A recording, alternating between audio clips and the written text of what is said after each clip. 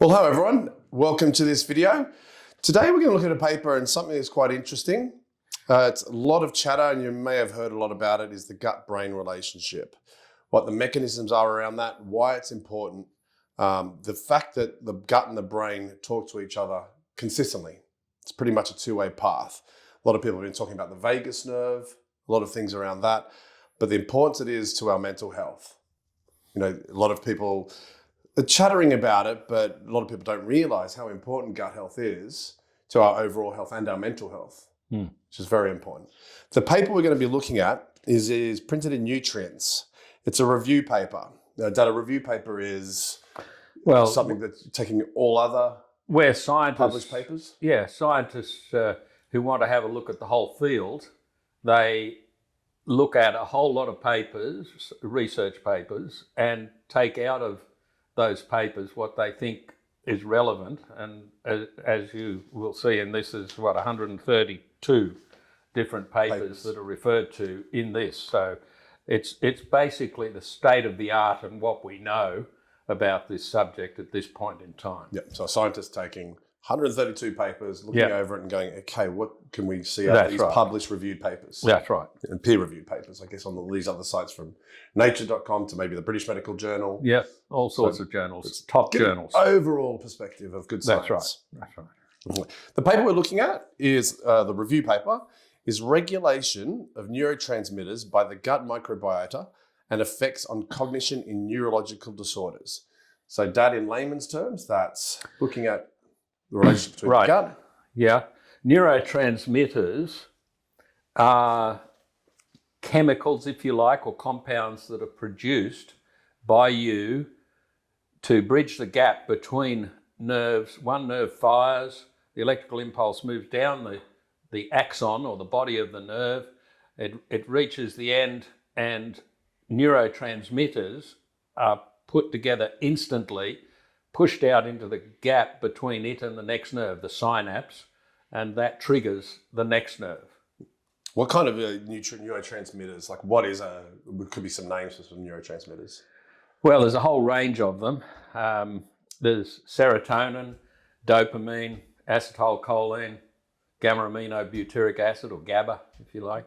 And they have different functions. I guess the two part, we hear a lot with technology and kids on their iPhones and all that kind of stuff that, dopamine, that hit you get, that self-glorifying hit.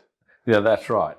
And some of them, like dopamine and serotonin, are more excitatory, that excite nerves. And then GABA, for example, controls that or modulates that. So if you've got too much of the former and not enough GABA to control it, then you get anxious and jittery and neurotic and all that sort of thing. So looking at that again, going back to that gut-brain relationship, which is what this paper looks a lot at.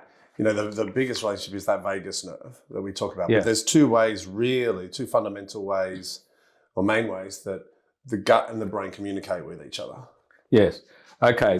The vagus nerve, as you've told me, the Latin word vagus means wandering, which I think is a brilliant name for it, and well done for looking that up. It is going all over the body. I always thought the vagus nerve was one nerve going from the gut to the brain, and it was very important, but it connects to everything in the body, the heart and liver, and it's controlling. It's a master nerve, if you like, controlling a whole lot of stuff.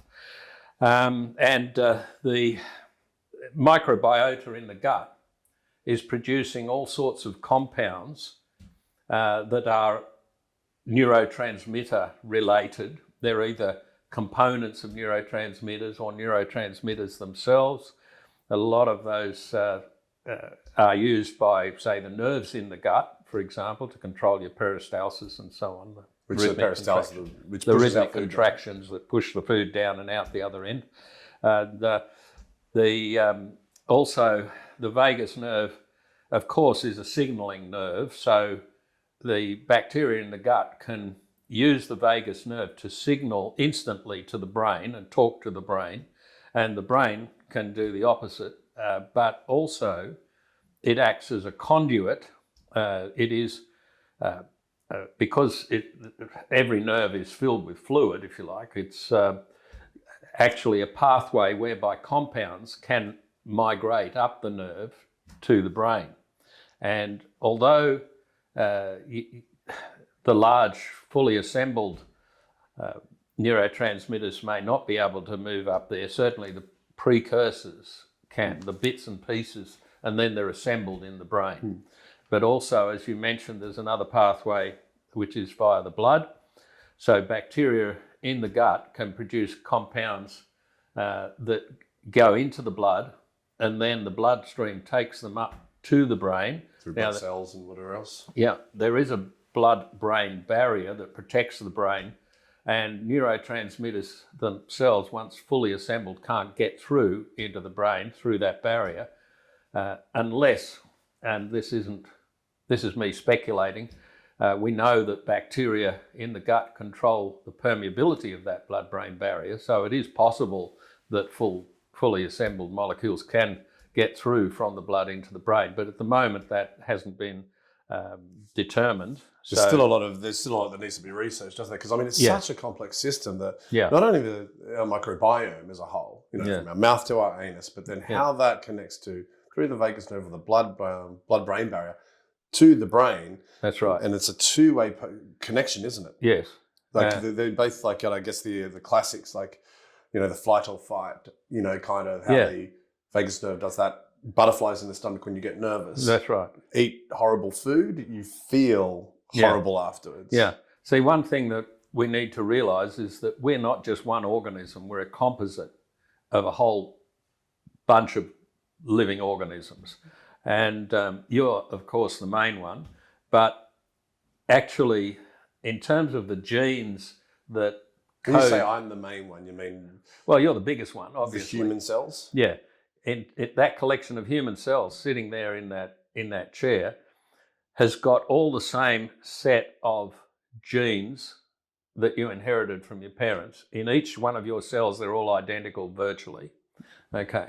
And the only ones, human cells that don't have genes in them are red blood cells. But anyway, that aside, if you look at the number of species in your gut, of bacteria that is, there's, say, 1,000 of them and only one of you, and each one of those has got its own collection. But the important thing to realise is that when you take into account the fact that your genome, your collection of genes, is 10 times the size of a typical bacterial collection of genes, if you like, in that one bacterium, then the actual percentage of genes in you that is human is 1%. Yep. And the bacteria that are in there are producing all sorts of compounds that are vital to your health. If you didn't have any bacteria in your gut, you would die because you're not able to produce a whole lot of stuff that you need, and you rely on the bacteria to do it. And of course, one of the things that's happened is 10,000 years ago, we went from being hunter-gatherers, when we probably had 2,000 different species of bacteria in our gut, to being farmers and herders and so on. And at that point, we probably lost half of the bacteria that are typically in a gut. And then the other thing that happened, of course, within the last century, is we've discovered antibiotics, which have saved millions of lives, but at the expense of our microbiomes. Yeah. And so, I guess, without going into that, conversation piece of, the microbiome specifically, that gut-brain relationship. So when we consume food, as we all do every day pretty much, we chew on the food, it breaks down, the journey goes down now. Obviously, it goes into small intestine, absorption begins now. This is where, obviously, how's that connection then to the brain? Like, where does this breakdown begin? What's that? The bacteria break it down, they produce... Okay, it's a combination. I mean, in your saliva, you have amylase enzymes that you produce. Amylase breaks down starch. So when you have a sandwich, as we have just done, the first thing that happens is the amylase there starts chopping up that polyglucose molecule, lots of glucose molecules in starch, up into individual bits, right? And the next thing that happens, of course, is you've got acid in your stomach, which is highly concentrated hydrochloric acid. It's like car battery acid. And it starts hydrolyzing different molecules, breaking them down into their components. Then you've got things like trypsin and chymotrypsin, which are enzymes that break down protein, proteolytic enzymes. Then you've got lipases in your bile that break down fat. So these are the big chopping sort of things that happen. Then those components... The workshop of breakdown. Yeah, it's chopping it up into bits. Because as we were talking before this video, there's two processes involved in metabolism. One is breaking down these big molecules into their components. That's called catabolism. And then reassembling those bits into molecules that we need, either done by us or by our bacteria, right? And when you say us, when you mean as our human cells yep. are doing these things, building molecules that we want, and that's called anabolism. But the point is that a lot of the molecules that we desperately need, if you like, for our brain function are made by bacteria, or at least the components are, and then, for example, the neurotransmitters are assembled in the brain by our enzymes. Yep. All right? So the mechanisms of that traveling, so specifically from, because I always had in my head, knowing about the vagus nerve, that I just assumed it passes up the vagus nerve into our brain, but it's not that simple, is it? There's obviously, no. Nothing in the body is that simple, unfortunately. No. It's just so complex. Yeah. And the way it happens is there is, as I said before, there is some conduction of molecules up the vagus nerve, but there's also the blood route to the brain. So certain molecules will translocate from our digestive system, yeah. Obviously bacteria and our gut and microbiome having a huge play on this. That's right. Into our bloodstream and then transport it up to our brain and then potentially then into our brain. Right. Now, the interesting thing is that when you take an antibiotic, for example, you run the risk of creating a dysbiotic situation in your gut. Dysbiosis, in simple terms, is too many bad bugs, not enough good ones. All right? And once that balance gets out of whack, and look, it's quite normal to have what would be called bad bacteria in your gut. It's just that when you get too many of them is a problem. And particularly if you've, and this is a bit of an aside, but when you take an antibiotic, it can potentially wipe out the bacteria in your small intestine. And then usually it's oral bacteria that come down because you've got an oral microbiome as well. Of course. And you've got a skin microbiome and so on. But when they take over there, you can get an overgrowth. And when that happens, you can get all sorts of symptoms like irritable bowel syndrome, bloating when you eat something, because what's happening when you eat something that those bacteria like, and that could be dairy, for example, you look like you're lactose intolerant because those bacteria are producing things from the dairy, and it could be from the casein, the protein or the whey proteins or whatever, as well as the lactose. That's all feeding those bacteria because dairy is highly nutritious. Yeah, that importance of the gut-brain relationship. Because if we don't have the gut right, it can lead to a whole bunch of different issues. This paper itself, talks about Alzheimer's disease, Parkinson's. It goes into autism, schizophrenia. And I think it's fascinating. It's like, how important that role is, and that now science is sort of pushing forward into that realm to unlock that relationship. I thought it was interesting how we were sort of talking about, from a behavioural perspective, we're talking about the snail before, that you were saying that there's a parasite that gets into a snail and then changes behaviour for its survival. Right. Yes, there's a parasite that spends half its life cycle in a snail and half in a bird, and it's got to get from one to the other. So what it does is it affects the brain function of the snail, when it's in the snail, and the snail crawls up the vegetation, making it more exposed to the bird that needs to eat the snail to get the parasite into the bird. And then the bird craps out the other life stage of it, and it goes, the snail eats the crap, and then it goes around in that circle. And then there's the other one that, what a life. yeah, gets into fish and causes the fish to swim up to the surface to expose it to like fish eagles and whatever it needs to get into in its next part of its life cycle. And so the fish is easily caught by the bird who eats it, gets that, So the point is that there are myriad examples in nature of brain function being controlled by microorganisms. Yeah. Okay, so it's not unexpected that the same sort of thing would happen with us. We do know, for example, that with toxoplasmosis, that parasite is called Toxoplasma gondii, and it is in cats. And when it gets into humans from when we have cats as pets, it can get into us and into our brain, and it makes women more particular about tidiness and their appearance and all that, but it has exactly the opposite effect on men, which is my excuse because we had cats when we were a kid. I thought that was just men. Being lazy. That's right. But anyway. So, a lot of people think, a lot of these things, can be genetic.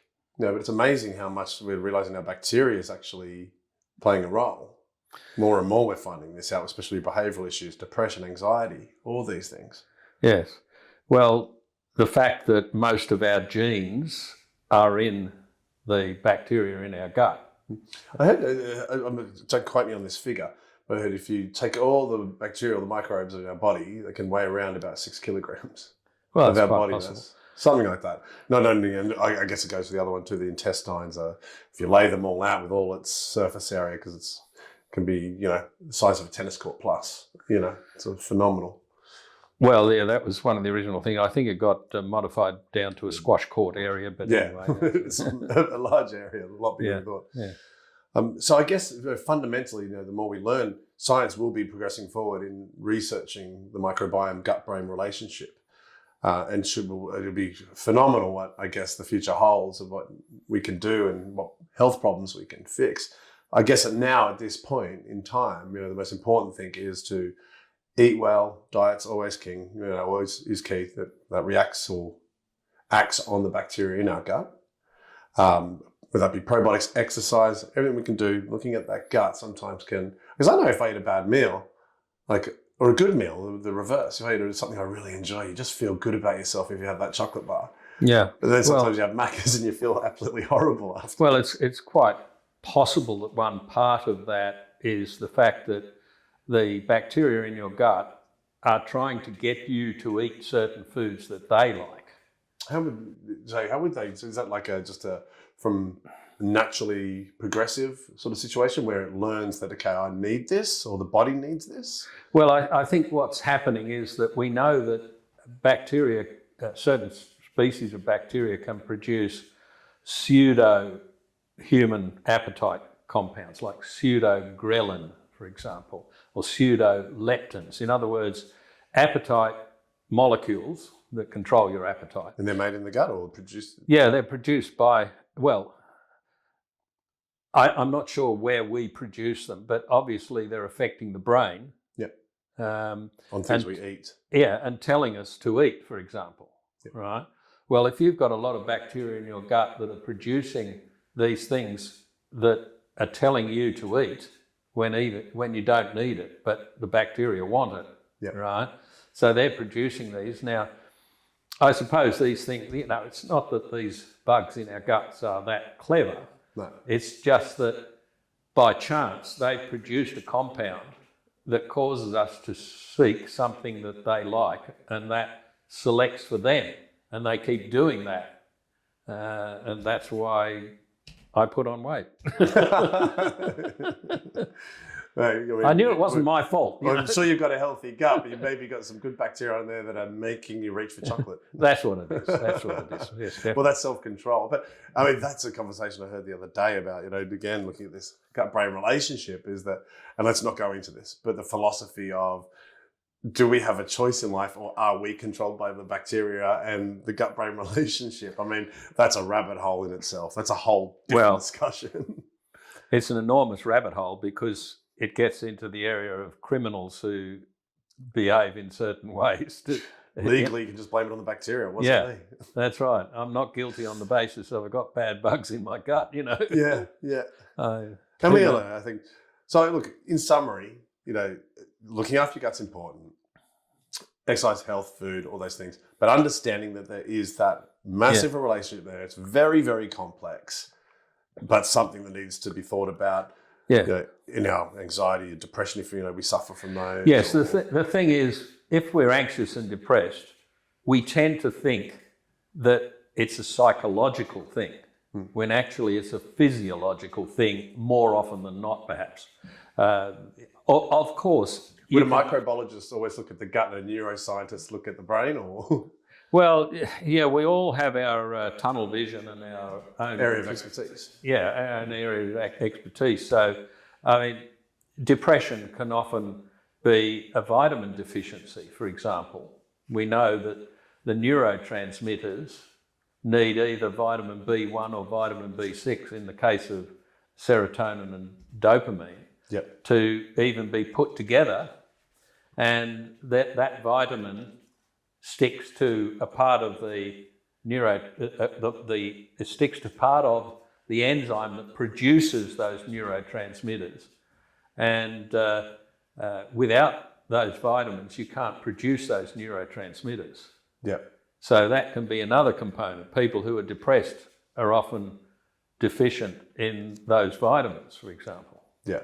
And I think this paper sort of, perspectives, its summary basically says that we need to look more into the gut. We need to look after our gut. We've got to look at the role the microbes play and all that on our brain behaviour. Yeah. And vice versa. Yeah. Because it's a two-way street. And behaviour and diseases or disorders. And I mean, epilepsy, we've seen dramatic impact on. And anecdotally, with improving gut health. Yeah, by improving gut health, and they stop having fits. Who would ever have thought that? Not in a million years, like when I was a kid or a teenager or a young adult, would I ever thought that gut bacteria could play a role in my feelings. Yeah, that's right. That's right. And all these problems that this paper talks about. Yeah. I mean, if you're feeling rejected, in your case, it's nothing to do with your gut microbes. It's just you. It's just you abusing me verbally. Son, you're in trouble. Well, I guess that's another, again, auditory and sensory cell. That's also going to have an impact on the brain, isn't it? Of course. Can't forget about that. No. But we're just going to focus on the gut. The bottom line is we're complex, and all of these things are interacting variables. And very complex. Yeah. You can't change your genetics, and maybe you can't change your wife, but... Yeah. I'll let Mum deal with that. Well, I hope everyone found that interesting. As per usual, we'll put the link to the paper in the description below or somewhere around the video, wherever we put it. Any questions, put it at the bottom of the video. Like, subscribe to our YouTube channel. That always helps, and we'll be doing more content. And hopefully see you in the next video. Thanks, Dad. Yep. Thank you. Bye-bye.